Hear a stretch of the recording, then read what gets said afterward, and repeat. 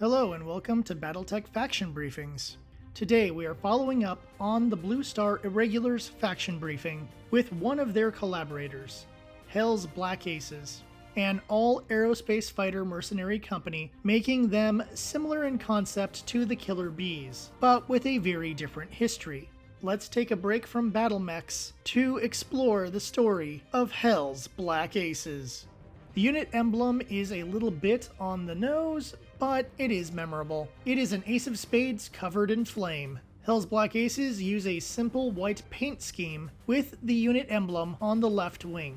The flame on the wing emblem grows as the pilot's kill count increases. The pilots choose what colors and style to expand the flames across their fighter. As for their kill markers, it is displayed on the right fuselage as an ace of spade card.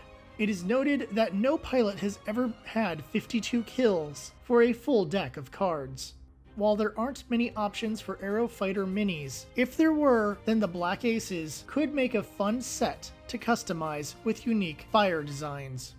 There's no fiction I could find about Hell's Black Aces, but if you want to avoid sourcebook spoilers, then skip to the time listed. The early origins of the unit come from a CCAF aerospace wing. Like many Capellan units, they were underpaid and neglected. Worried about Chancellor Maximilian Liao's occasional purges, the pilots stole a Vengeance-class fighter carrier dropship and left the Confederation. Once they were in neutral territory, they became a mercenary unit, but they did not call themselves Hell's Black Aces just yet. The original name is unclear, but likely had a reference to their original Capellan unit. They took many high-risk missions, which earned good money, but cost the lives of many pilots. It was very difficult for them to rebuild due to only accepting veteran pilots, and ideally, those trained in the Capellan Confederation. As the Third Succession War came to a close, the Filthy Lucre were on a mission for the Lyran Commonwealth. The Lucre subcontracted the Aces to cover them on approach to Dromany 6, which was held by the Draconis Combine. However, on the way to Dromany, a DCMS aerospace wing ambushed the convoy near an asteroid belt called Hell's Black Acre. The Lucre troops fled, taking all the jump and drop ships as they returned to Lyran territory, thus leaving the Aces and the Lucre fighters on their own. The DCMS wing commander demanded their surrender. A member of the Aces responded with, "Nuts." The Kurita commander took this as a sign of challenge and offered the young pilot a duel to determine the fate of the unit. The stakes were simple. If the mercenary pilot won, then the Combine fighters would give the mercenaries safe passage back to Galatea. If the pilot lost, then the whole unit would surrender. The dogfight lasted 15 minutes until the mercenary pilot disabled the Combine fighter. The mercenary pilot convinced the Draconis Combine commander to not commit seppuku, and instead joined them to get revenge on the Filthy Lucre. The commander agreed, and his squadron joined the mercenaries. After that, the mercenaries changed their name to Hell's Black Aces in honor of the dual location. Once the two forces united, they made their way to Galatea and did mercenary work until they could get an opportunity to find and strike back at the Filthy Lucre. In 3031, the Black Aces tracked down the Filthy Lucre. This brought the Black Aces to the Lucre's base world of Bolon. After telling the Lyran air support to stay out of the fight, which they did, the Black Aces proceeded to take their revenge by destroying every mech-carrying dropship the Filthy Lucres had. More than that, the Aces took back their Vengeance-class dropship. In 3053, the Blue Star Irregulars hired the Aces to assist them with a raid on Quarrel. The Aces were hired to escort the Irregulars' jump ships and provide air cover against Clan Jade Falcon. The Aces showed off their skills by quickly eliminating 2 stars of Clan Omnifighters. The Falcon counterattack came swiftly, so the Aces used a jump ship as bait to coordinate an ambush with the Blue Star Irregulars fighter squadrons. The attack worked, and by the end of the battle, the combined fighter force disabled a clan warship and a Titan-class dropship. When the Blue Stars left the Quarrel system, they gave the Titan-class carrier dropship to the Aces as salvage. It was renamed to Lucifer's Deck and joined the other two dropships, a Leopard CV and their original Vengeance class. This was also the time when Hell's Black Aces started to add Omnifighters to their forces. In 3057, the Aces got hired to fight in Operation Guerrero. They battled the aerospace elements of the 1st Kestrel Grenadiers in the Zurich system. The Black Aces showed off their skills by quickly taking down half of the Davian aerospace fighters. By 3059, the unit was stationed on Outreach. At this point, their battles with the clans had earned them several Omnifighters that 1st Squadron put to use. Other members of the Aces used salvage clan tech to upgrade their fighters to give them an edge in battle. The renown of Hell's Black Aces grew over the years, and in 63 they got a surprising offer from the Capellan Confederation. It offered good payment, preferred buyer status for the top-of-the-line aerospace fighters being produced at Victoria, full salvage rights, and the allowance for one wing to serve other contracts as long as they do not target the Capellan Confederation.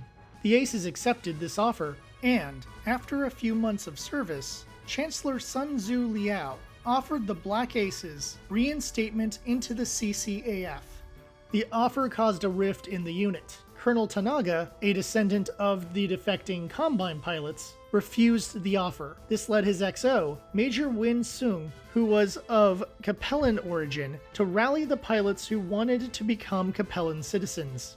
In order to avoid a mutiny, Tanaga reluctantly continued negotiations with the Capellans. As the 3060s progressed, the Aces started teaching at various military academies, and the freelancer wing continued to run side gigs. At this time, the mercenaries also got their own jump ship. Despite staying with the Capellans, the Aces did not officially return to the CCAF.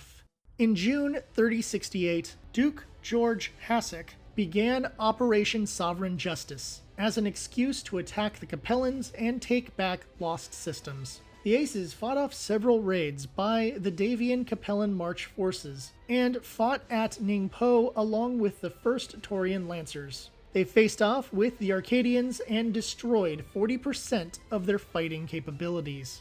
After that, the Aces were transferred to Liao, where they worked with the Dynasty Guards.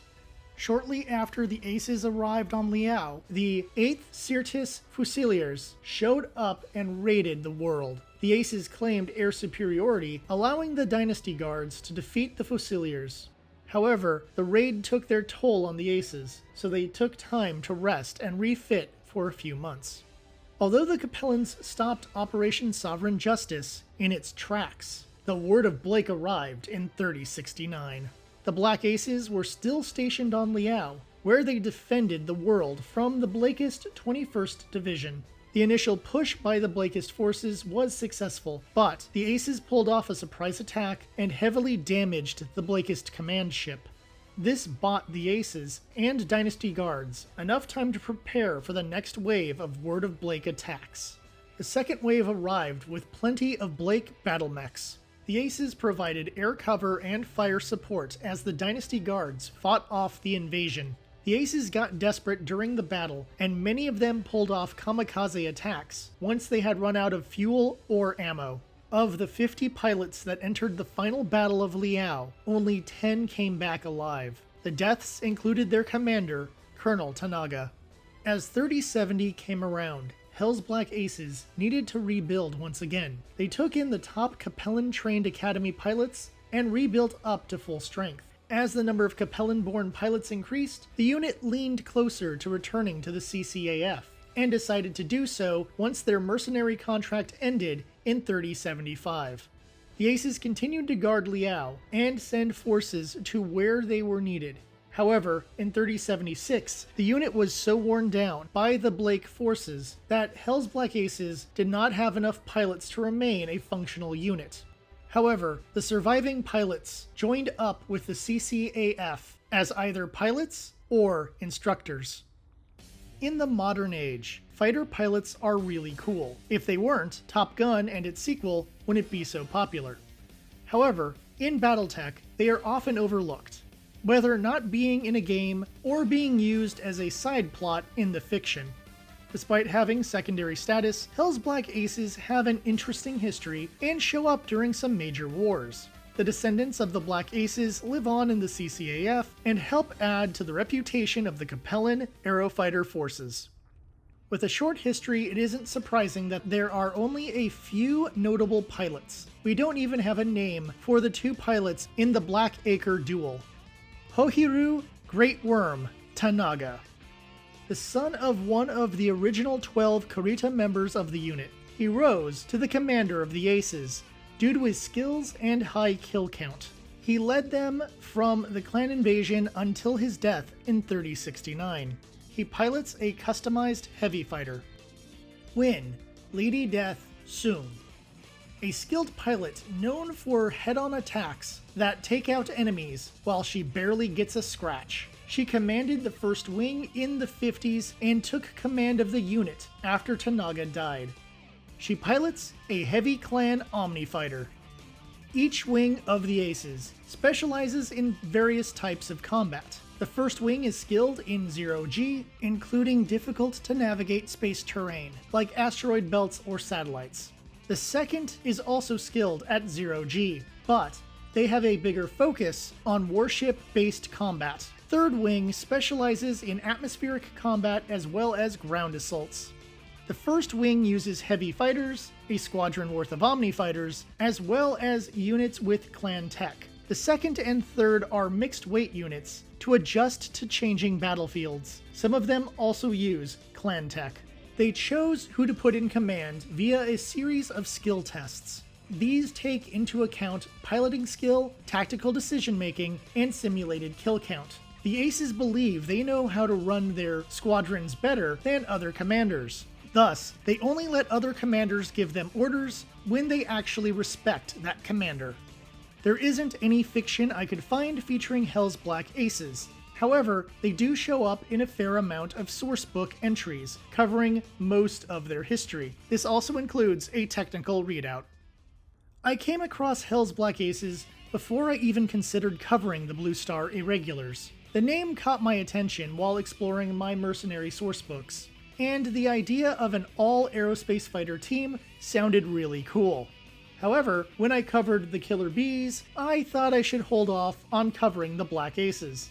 Thankfully, the Irregulars gave me the excuse I needed to cover them. Sadly, the Black Aces feel like a filler mercenary unit, the kind of group they threw into a sourcebook just to have something different. While they do serve in several major battles, their semi-vague origins show how little thought was put into the creation of the unit.